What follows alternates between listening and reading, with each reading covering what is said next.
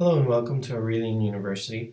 In the next couple of videos, we're going to be using a lot of conditions, and conditions use Booleans, so they use whether or not things are true or false.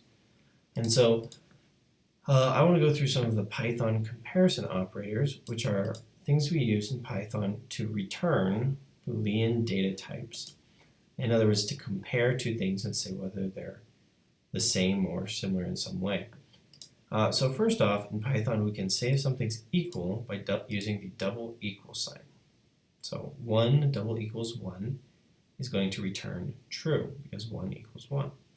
If we were to just use a single equal sign, this is an assignment operator. So it's saying that some variable, if this were a variable, should equal and will equal from then on 1.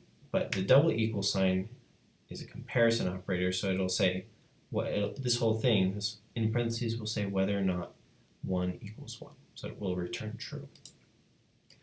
Inequalities are like greater than or equal, or greater than or equal to, or just less than, greater than, things like that. So we have 1 is less than 2. This works just like in math. So that will return true because 1 is actually less than 2. Print 1 is greater than 2 will return false because 1 is not in fact greater than 2. This one here is less than or equal to. So 1 is less than or equal to 2.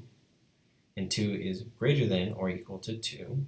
So this one here is greater than or equal to. So these two will be true. Then we have this one here, which is not equal to. And this is an exclamation point followed by a single equal sign. And this just means not equal to. So if we print 1 is not equal to 2, we will get a true value. But if we print 1 is not equal to 1, then we will get false here. So if I run this,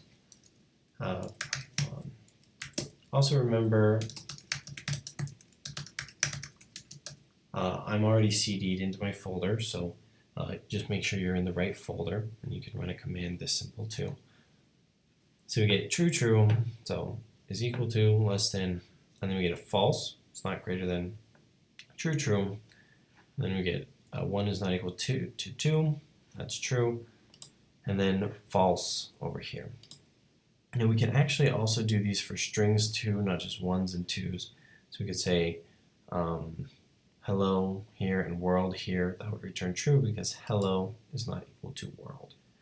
We'll get into more of the nitty-gritty of that a little bit later, but for now just understand comparison operators return Boolean data types, and they assess whether things are true, equal, not equal, or greater than, less than, greater than, less than, or equal to.